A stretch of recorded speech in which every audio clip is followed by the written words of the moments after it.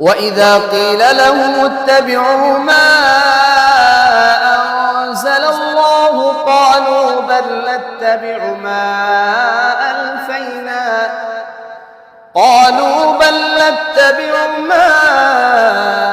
ألفينا عليه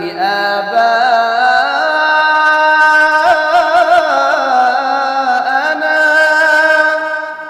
أولو كان آباؤهم لا يعقلون شيئا ولا يهتدون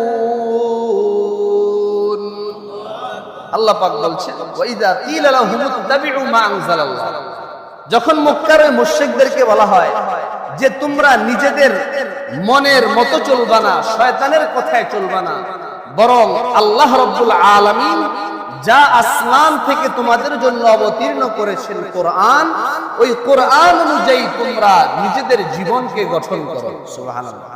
যখন তাদেরকে এই কথা বলা হয় তখন তারা বলে বাল্লাত্তাবিউ মা আলফাইনা আলাইহি আবানা, আমরা এই কোরআন যে আল্লাহ নাজিল করছে এর প্রমাণটা কি? আর আল্লাহ নাজিল করলেই হবে না, আমরা আমাদের পূর্বপুরুষ বাপ দাদা যেভাবে চলেছে আমরা সেভাবেই চলবো। আমরা কোরআন কিছু মানি না, আমাদের বাবা যেভাবে চলেছে, দাদা যেভাবে চলেছে আমরা সেভাবেই চলবো। আমার বাপ দাদা পাথরের মূর্তির পূজা করেছে, আমার দাদারা শয়তানের মূর্তির পূজা করেছে, অগ্নি পূজা করেছে, আমি আমার বাপ দাদাকে স্মরণ করব, তাদের পথেই আমরা পরিচালিত হব, আমরা কোরআনের আইন অনুযায়ী চলতে পারবো না। জোরে বলেন না নাউজুবিল্লাহ মিন যালিক। আচ্ছা, আমরা চলবো কোন বিধান অনুযায়ী? কোরআনের বিধান। কোরআন অনুযায়ী যদি কেউ চলে, আল্লাহ রাব্বুল আলামিন বলেন ওই কোরআন তাদেরকে জান্নাতের পথের দিকে নিয়ে যাবে। সুবহানাল্লাহ। আল্লাহ ওই মক্কার মুশরিকদেরকেও বলছেন তোমরাও কোরআন অনুযায়ী চলো, তাহলে তোমরাও অন্ধকার থেকে বের হয়ে জান্নাতের আলোর পথ তোমরা পেয়ে যাবে। সুবহানাল্লাহ।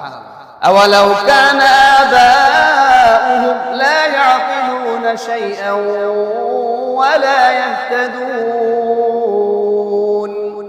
আওয়ালাউ কানা আবাউহুম, আল্লাহ বলছেন তোমাদের বাপ দাদা যদি এমন ধর্মের উপরে চলে, এমন বিষয়ের উপরে আমল করে যেটা তাদের জ্ঞান ছিল না, অর্থাৎ তোমাদের বাপ দাদারা যদি মূর্খ থাকে তাহলেও কি তোমরা তাদের অনুসরণ করবা?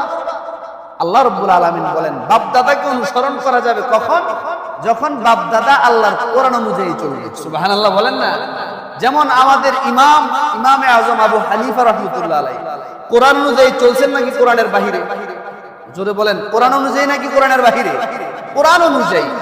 এই জন্য আল্লাহর এই আয়াত থেকে অনেকে আবার দলিল দিতে চায় যে এই আয়াত অনুযায়ী মাযহাব মানা যাবে না।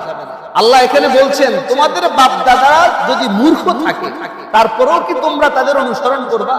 এর থেকে বোঝা যায় তাফসীরে মাআরিফুল কোরআনে আল্লামা শফি রাহমাতুল্লাহি আলাইহি এবং তাওজিহুল কোরআনে আল্লামা মুফতি তকি উসমানী হাফিজাহুল্লাহুল বারি বলেন যে যদি বাপ দাদারা শিক্ষিত হয়, কোরআনের আলেম হয়, তারা যদি প্রকৃত হেদায়েতের উপরে থাকে তাহলে তাদের অনুসরণ করলেও তাদের মতো জান্নাতে যাওয়া যাবে। সুবহানাল্লাহ।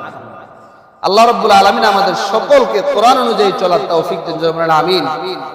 وَمَثَلُ الَّذِينَ كَفَرُوا كَمَثَلِ الَّذِي يَنْعِقُ بِمَا لَا يَسْمَعُ إِلَّا دُعَاءً وَنِدَاءً صُمٌّ بُكْمٌ عُمْيٌ فَهُمْ لَا يَعْقِلُونَ।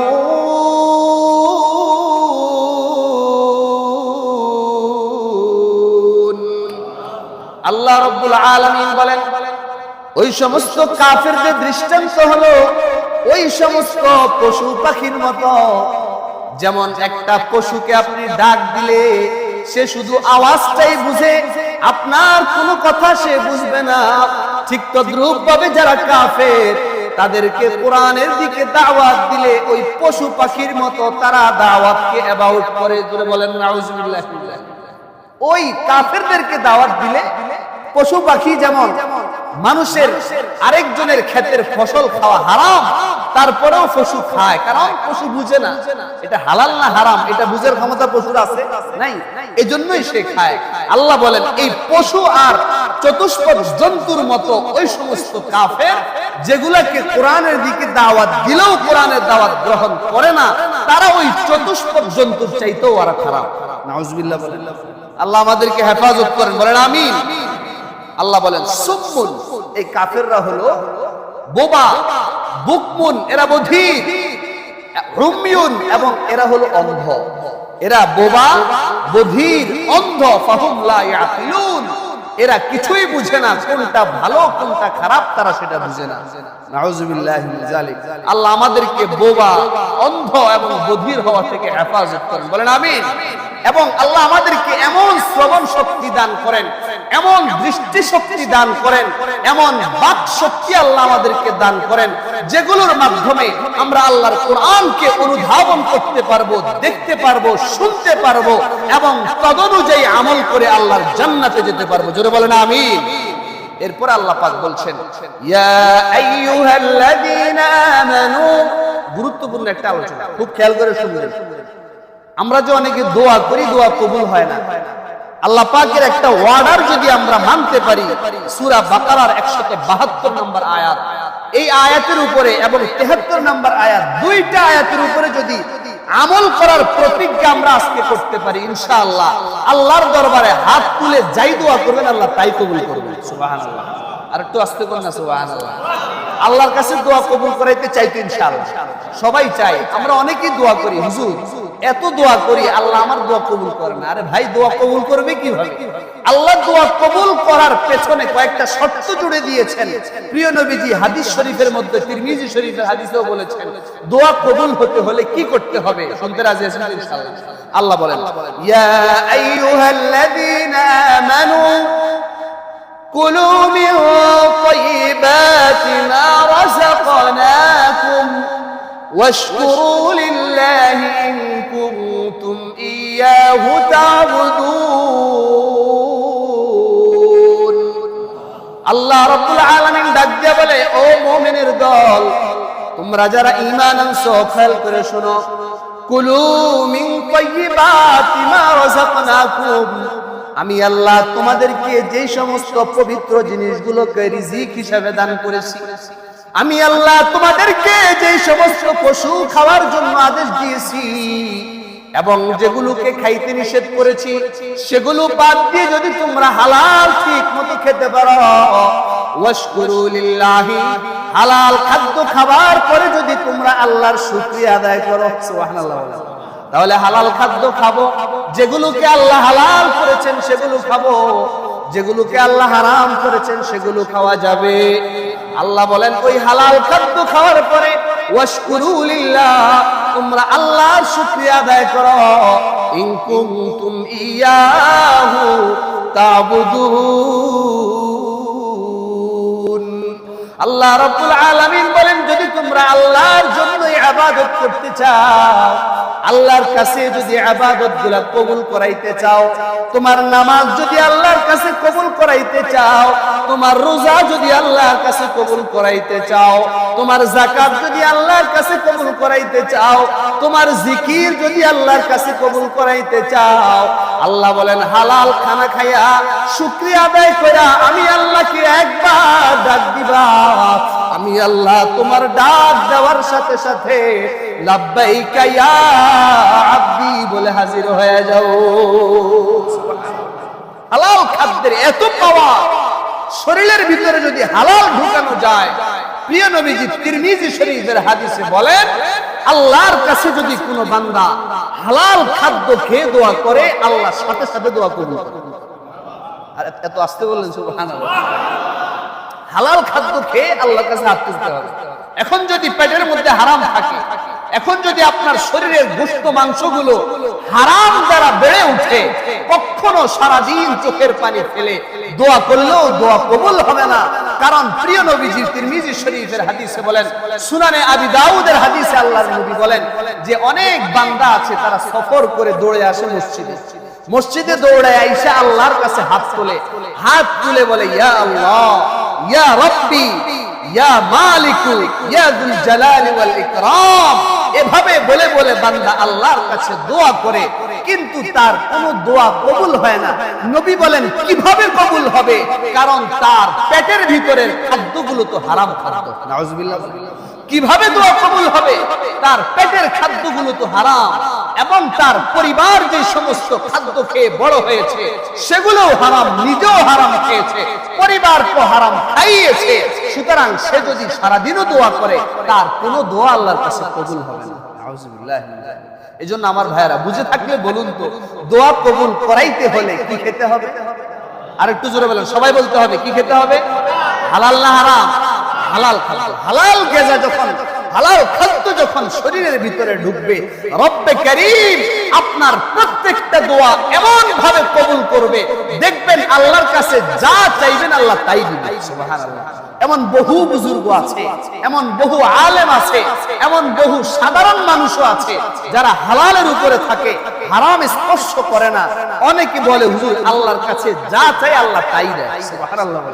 আল্লাহর কাছে যা চাই আল্লাহ তাই দেয়, তার মানে হলো ওই ব্যক্তির রিজিক গুলো হালাল রিজিক, তার শরীরে হারাম ঢুকে না। হারাম ঢুকলে দোয়া কবুল হওয়া তো দূরের কথা। প্রিয় নবীজি বলেন লা ইয়াদখুলুল জান্নাতা জাসাদুন গুযিয়া বিল হারাম, ওই শরীরটা কখনো জান্নাতে প্রবেশ করবে না যেই শরীরের মধ্যে হারাম ঢুকেছে। নাউজুবিল্লাহ। আস্তাগফিরুল্লাহ। যেই শরীরের মধ্যে হারাম ঢুকেছে, যার কামাই রুজির ভিতরে হারামে ভরা, ওই ব্যক্তির শরীরটা কখনো জান্নাতে যাবে না। যত বড় দাড়ি রাখুক, শরীরে যত বড় জুব্বাই পরুক না কেন, যত বড় পাগড়ি পরুক না কেন, হারাম যদি ঢুকে যায় ওই ব্যক্তির শরীর আল্লাহর জান্নাতে কখনো যাবে না। জোরে বলেন নাউজুবিল্লাহ। আল্লাহ আমাদেরকে হেফাজত করেন। জোরে বলেন আমিন। এজন্য আমার ভাইয়েরা, আজকের আয়াত থেকে আমাদের শিক্ষা, দোয়া কবুল হওয়ার সবচাইতে বড় টিপস আল্লাহ বলে দিয়েছেন। প্রিয় নবীজি হাদিসে বলেছেন দোয়া করার আগে কি খেতে হবে? হালাল খেতে হবে। রাজি আছেন ইনশাআল্লাহ? কারা কারা রাজি আছেন একটু হাত তোলেন। নারায়ে তাকবীর, লিল্লাহি তাকবীর। আল্লাহ আমাদের সকলকে হালাল খাদ্য খেয়ে কবর পর্যন্ত যাওয়ার তৌফিক দেন। জোরে বলেন আমিন। এরপর আল্লাহ বলেন ইন্নামা হারামা আলাইকুমুল মাইতাতা ওয়াদ-দামা ওয়া লাহমাল খিনজিরি ওয়া মা উহিল্লা বিহি ওয়া মা উহিল্লা বিহি লিগাইরিল্লাহ।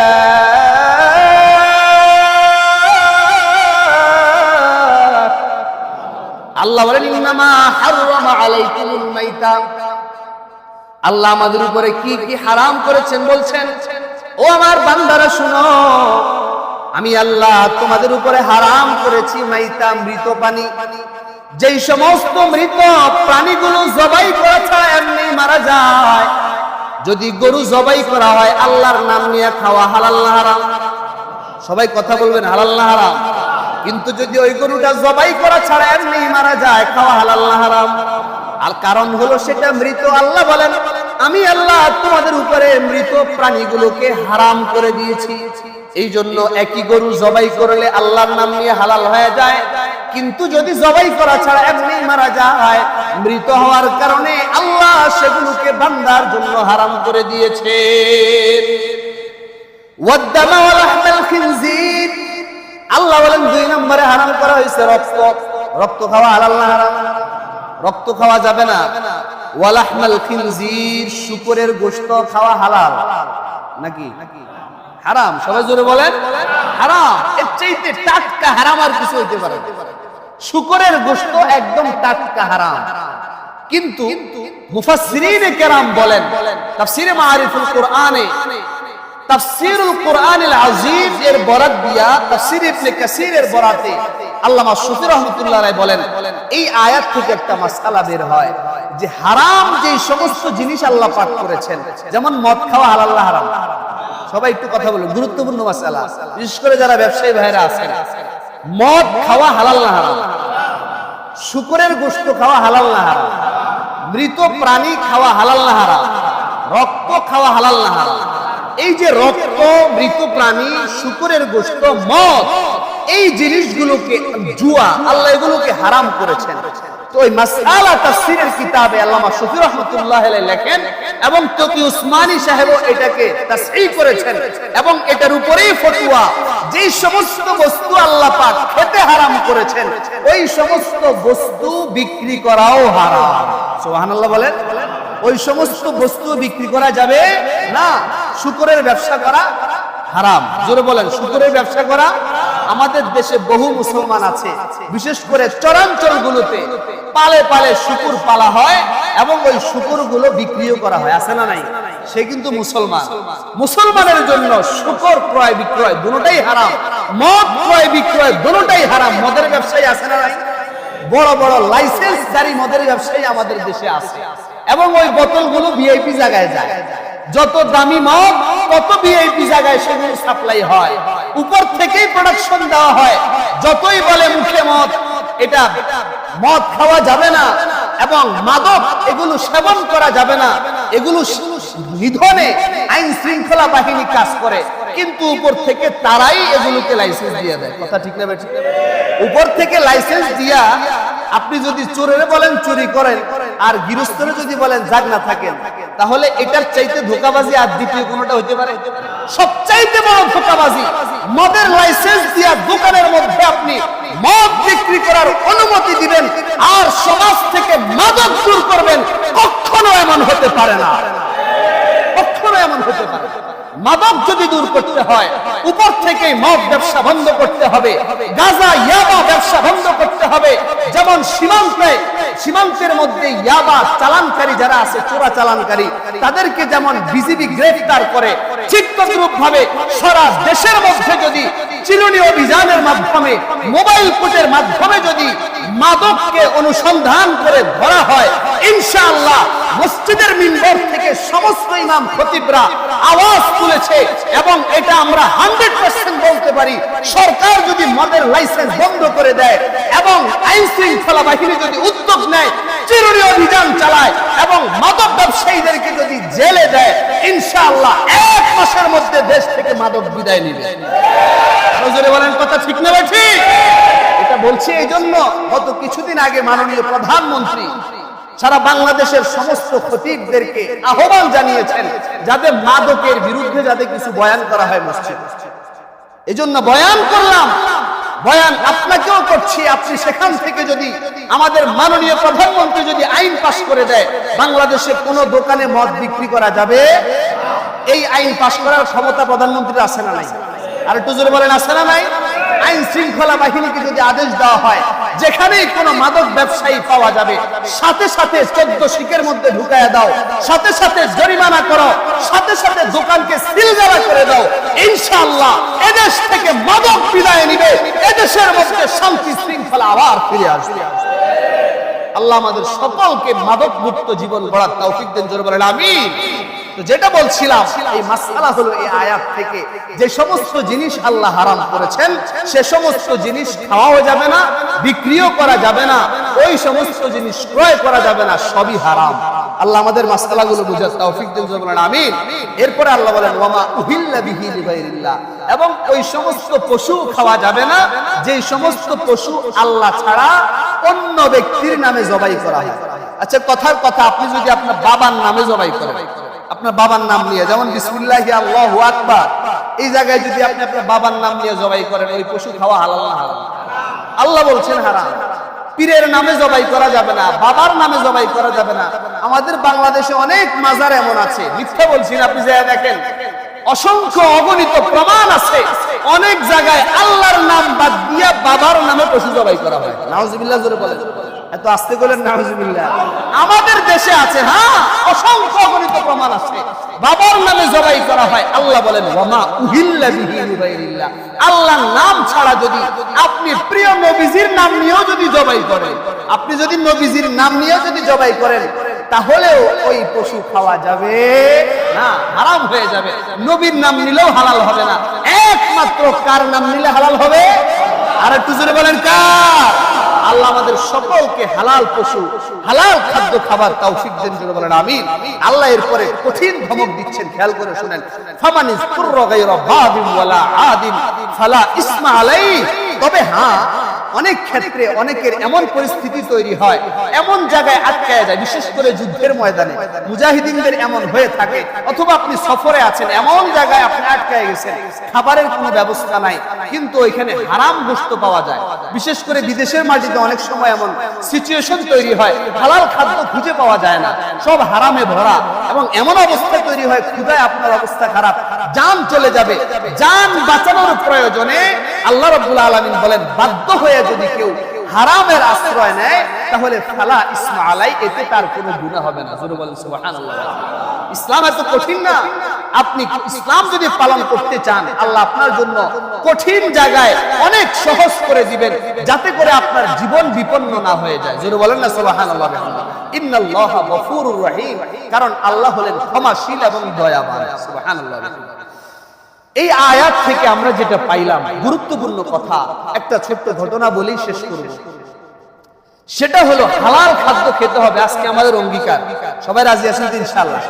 হালাল খাদ্য খায়া হাত তুলবো, দেখবেন আমার আপনার দোয়াও কবুল হয়ে যাচ্ছে। এবং মুফাসসিরিনে কেরাম বলেন, তাফসীরে তাবারিতে আল্লামা তাবারি রাহমাতুল্লাহি আলাইহি লেখেন, হালাল খাদ্য যদি কোনো বান্দা খায়, খুব খেয়াল করবেন, হালাল খাদ্য যদি কোনো ব্যক্তি তার শরীরের ভিতরে ঢুকায়, কোন হারাম যদি তার শরীরে প্রবেশ না করে, তার পরিবারকেও কষ্ট হলেও প্রয়োজনে পান্তা ভাত খাবে মরিচ দিয়ে, তারপরেও এক পয়সা হারাম খাবে না।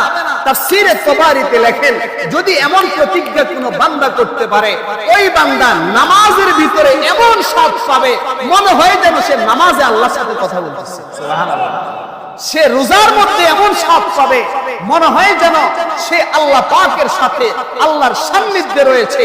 মোট কথা উনি লেখেন যে প্রত্যেকটা ইবাদতে বান্দা আলাদা একটা মজা পাবে। সুবহানাল্লাহ। এখন আমরা অনেকে আছি জিকির করে মজা পাই না, জিকির করতে ভালো লাগে না, অন্তরের ভিতরে শান্তি লাগে না, জবানটা মধুর মতো মিষ্টি হয় না, আমরা নামাজ পড়ি, নামাজে মন বসে না, মসজিদে আসলে পরে শুধু চিন্তা থাকে যে কখন বের হবে, কখন বের হব। কথার কথা কোন সময় যদি ইমাম সাহেব আসতে 3-4 মিনিট 5 মিনিট যদি দেরি হয়ে যায়, তাহলে তো পুরো মসজিদে মাছ বাজার শুরু হয়ে যায়। কথা ঠিক নেবে, মসজিদ মাছ বাজার হয়ে যায়। 5টা মিনিট এখানে ধৈর্য ধরার তাদের সেই ক্ষমতা নাই। কারণ হলো তাদের শরীরের ভিতরে পিওর খাবার ঢুকে নাই, যার কারণে মসজিদে আসলে মসজিদের মজা তাদের অন্তরের ভিতরে ঢুকে না, তাদের মধ্যে প্রশান্তি সৃষ্টি হয় না, নামাজ তাদেরকে মসজিদে আটকে রাখতে পারে না, পেরেশান হয়ে যায়, কখন মসজিদ থেকে বের হয়ে যায়। নাউজুবিল্লাহ বলেন। এজন্য তাফসীরে তাবারিতে লেখেন, শরীরের ভিতরে হালাল খাদ্য যখন বেশি ঢুকবে, প্রত্যেকটা ইবাদতে স্পেশালি একটা মজা পাওয়া যাবে। আল্লাহ আমাদের সকলকে দান করেন। জোরে বলেন আমিন। আমরা প্রত্যেকটা ইবাদত করে মজা পাইতে চাই কি চাই না? আরো জোরে বলেন, চাই কি চাই না? কারা কারা চাই না একটু হাত তোলেন। চান না? অল্প কয়েকজন চায় না। আর কারা কারা চান একটু হাত তোলেন। নারায়ে তাকবীর, লিল্লাহি তাকবীর। যদি এরকম হালাল খাদ্য খেয়ে প্রত্যেকটা ইবাদতে যদি মজা পান, খুব মজার একটা ঘটনা শুনবেন, স্পৃহা জাগাইতে হবে যে ইনশাআল্লাহ আজকে থেকে কোনো হারাম খাবো না, হালাল খাবো। যদি হালাল খাইয়া আপনি যদি ইবাদত শুরু করেন, আপনার ওই ইবাদতের বিনিময়ে স্পেশালি একটা জান্নাত আল্লাহ আপনাকে দান করবেন। আর একটু জোরে বলেন না সুবহানাল্লাহ। এবং নামাজের প্রতি, ইবাদতের প্রতি আপনার আগ্রহ সৃষ্টি হবে, আর ওই ইবাদতের প্রতি আগ্রহই আপনাকে কোথায় নিয়ে যাবে? জান্নাতে। সুবহানাল্লাহ বলেন, জোরে আল্লাহু আকবার বলেন, আল্লাহু আকবার। একটা মজার ঘটনা, প্রখ্যাত বুজুর্গ হানাফি মাযহাবের হযরতে আব্দুল্লাহ ইবনে মুবারক রাহমাতুল্লাহি আলাইহি, হযরতে আব্দুল্লাহ ইবনে মুবারক রাহমাতুল্লাহি আলাইহি এত বড় মুহাদ্দিস ছিলেন, 6 মাস হাদিসের কিতাব পড়াইতেন, আর 6 মাস আল্লাহর রাস্তায় যুদ্ধ করতেন। সুবহানাল্লাহ। 6 মাস হাদিসের কিতাব পড়াইতেন, আর 6 মাস আল্লাহর দ্বীনের জন্য ঘোড়ায় চড়ে তরবারি খুলে কাফেরদের বিরুদ্ধে ইসলামের বিজয়ের লক্ষ্যে যুদ্ধ করতেন। সুবহানাল্লাহ। এত বড় একজন বুজুর্গ হযরতে আব্দুল্লাহ ইবনে মুবারকের পাশের একজন প্রতিবেশী, সে হলো কামার, অর্থাৎ লোহা পিটায়া, লোহাকে পিটায়া আগুনে গলাইয়া, কামাররা যেমন লোহার যে সমস্ত অস্ত্র বানায়, ওই কামার ছিল হযরতে আব্দুল্লাহ ইবনে মুবারকের প্রতিবেশী। হঠাৎ করে একদিন কামার দুনিয়া ছেড়ে চলে যায়, ইন্তেকাল করে। হযরতে আব্দুল্লাহ ইবনে মুবারক স্বপ্নে দেখলেন যে ওই কামারের জান্নাতটা আব্দুল্লাহ ইবনে মুবারকের জান্নাতের চাইতেও বড়। আর একটু আস্তে বলুন সুবহানাল্লাহ। কোথায় আব্দুল্লাহ ইবনে মুবারক আর কোথায় কামার, কিন্তু জান্নাত বড় কাটটা কামারের জান্নাত। হযরতে আব্দুল্লাহ ইবনে মুবারক তিনি স্বপ্নে দেখলেন কামারের জান্নাতটা অনেক বড়, অনেক দামি সুসজ্জিত জান্নাত। হযরতে আব্দুল্লাহ ইবনে মুবারক রাহমাতুল্লাহি আলাইহি পেরেশান হয়ে গেলেন, আরে কামার কি এমন আমল করেছে যার বিনিময়ে আমার চাইতে বড় জান্নাত পেয়ে গেছে। হযরতে আব্দুল্লাহ ইবনে মুবারক খবর নেওয়ার জন্য চলে গেলেন কামারের বাড়িতে। কামারের বিবিকে ডাক দিয়ে বলে, ও কামারের বিবি, বলো তোমার স্বামী এমন কি আমল করেছে যে আমলের কারণে তোমার স্বামী আমার চাইতে বড় জান্নাত পেয়ে গেছে। সুবহানাল্লাহ। ওই আব্দুল্লাহ ইবনে মুবারককে ওই কামারের স্ত্রী উত্তর দেয়, হুজুর আমার স্বামীর এমন কোন আমল দেখি না, এমন কোন বড় আমল আমি দেখি না যার কারণে আপনার চাইতে বড় জান্নাত সে পেয়ে গেছে। তবে আমার স্বামী দুইটা আমল করত, হতে পারে এই দুইটা আমলের কারণে আল্লাহ তারে এত বড় জান্নাত দান করছে। সুবহানাল্লাহ। হযরতে আব্দুল্লাহ ইবনে মুবারক বলেন, বলো সেগুলা কি, আমি শুনলে বুঝতে পারবো আল্লাহ এই জন্যই দিছে কিনা। ওই কামারের স্ত্রী ডাক দিয়ে বলে, হুজুর আপনি যখন রাত্রি বেলায় তাহাজ্জুদের নামাজে দাঁড়ায় যাইতেন আপনার ছাদের মধ্যে, আমার স্বামী দোকানে বসে বসে লোহা পিটাইতো, আগুনের মধ্যে লোহা গরম করে পিটাইতো, আর আপনার দিকে তাকায়া তাকায়া চোখের পানি ফেলে কেঁদে দিত। সুবহানাল্লাহ। আমার স্বামী চোখের পানি ফেলায় আল্লাহকে বলতো, আল্লাহ তুমি আব্দুল্লাহকে বানাইলা এত বড় আলেম, আর আমারে বানাইলা কামার। আল্লাহ তুমি যদি আমাকেও আব্দুল্লাহর মতো ইলম দিতা, আমিও দাঁড়ায়া দাঁড়ায়া তোমার কুদরতি পায়ে সিজদা করতাম। সুবহানাল্লাহ। আল্লাহ তুমি তো আমার এত বড় আলেম বানাইলা না, যার কারণে আমার কামারগিরি করে খাইতে হয়। লোহা যদি আমি না পিটাইয়া নামাজে দাঁড়ায়া যাই, আল্লাহ গো আমার পরিবারের খরচ তো চলবে না, আমি কামার হওয়ার কারণে ইলম না থাকার কারণে কাজ করে খেতে হয়। আল্লাহ তুমি যদি আমারে আলেম বানাইতা, আমি আব্দুল্লাহ চাইতো বেশি নামাজ তোমার কুদরতি পায়ে পড়তাম। সুবহানাল্লাহ। আমি তোমার কুদরতি কদমে আমার মাথাটাকে লুটিয়ে দিতাম, সিজদায় পড়ে থাকতাম। ও হুজুর আমার স্বামী প্রত্যেকদিন আপনার দিকে তাকায়া তাকায়া এমন আফসোস করতো আর চোখের পানি ফেলায় কাঁদতো। এটা একটা তার বড় আমল ছিল এবং একটা আফসোস ছিল, নিজে আমল করতে পারতো না, কিন্তু আপনাকে দেখে আফসোস করতো। সুবহানাল্লাহ। দুই নাম্বার, আমার স্বামীর আরেকটা বড় গুণ ছিল, তিনি যখন লোহা গরম করে আগুন থেকে বের করে দুর্বুজ দিয়ে যখন লোহার মধ্যে বাড়ি মারতেন, হাতুড়িটা যখন উঠাইতেন, উঠানোর সময় হঠাৎ যখন মসজিদের মিম্বরের মধ্যে মিনারা থেকে মুয়াজ্জিন সাহেবের আযান ভেসে উঠতো, তখন আমার স্বামী ওই লোহার হাতুড়িটা যদি তার মাথার উপরে থাকতো, পেছনে থাকতো, আযানের আওয়াজ শোনার সাথে সাথে আর একটা বাড়িও আমার স্বামী লোহায় দিত না, বরং হাতুড়িটা যেভাবে থাকতো ওভাবেই পিছনে ফালাইয়া মসজিদে রওনা দিত।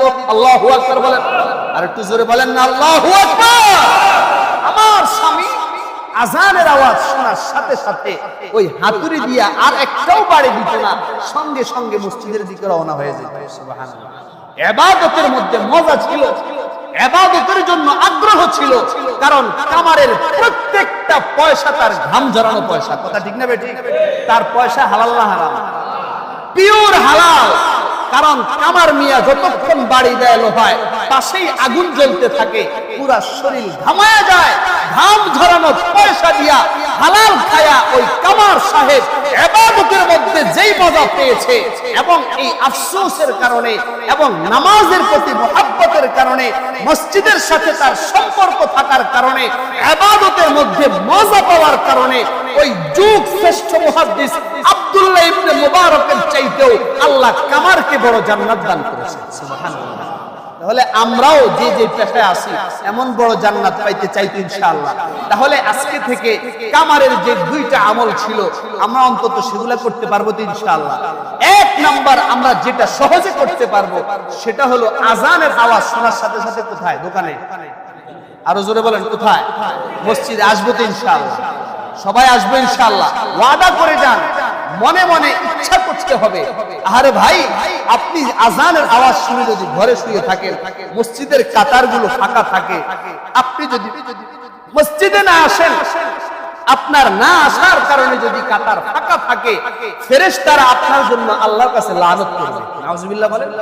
আপনি যদি মসজিদে আসতেন, মসজিদের কাতারগুলো ফাঁকা থাকতো না।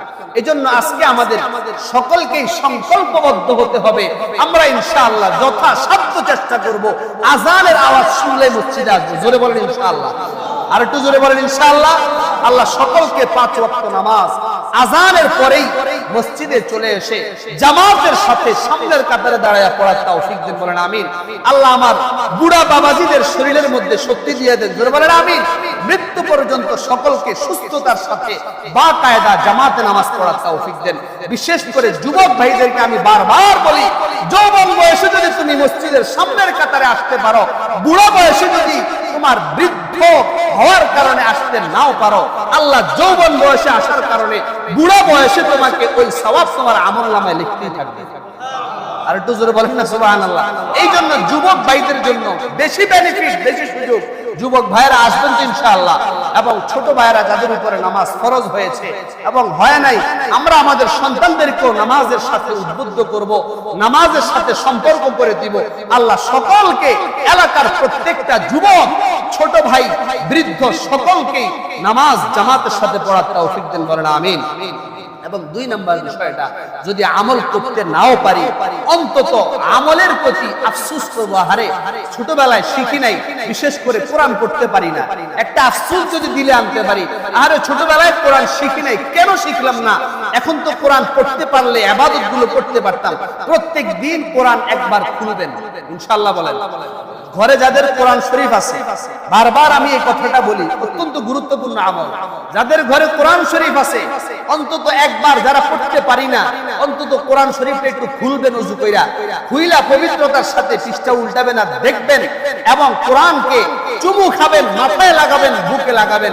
ইনশাআল্লাহ আপনার এই আফসোস, কামার যেমন আব্দুল্লাহ ইবনে মুবারকের আমল দেখা আফসোস করে করে জান্নাত পাইছে, আপনি পড়তে পারেন না, লজ্জিত হবেন, ইস্তেগফার করবেন, কোরআন পড়ার জন্য চেষ্টা করবেন, শিখার চেষ্টা করবেন, এবং কোরআনের সাথে সম্পর্ক রাখবেন, ভালোবাসার সম্পর্ক। ইনশাআল্লাহ এই কোরআন এর সাথে সম্পর্কই আপনাকে জান্নাতে নিয়ে যাবে। সুবহানাল্লাহ। পারবেন তো ইনশাআল্লাহ? প্রত্যেক দিন কোরআনটাকে একটু খুলবো, একটু কোরআনকে সম্মান করব, মুহাব্বত করব। আল্লাহ আমাদের সকলকে হালাল খাদ্য খেয়ে ইবাদতের মজা পাওয়ার তৌফিক দিন, বলেন আমিন।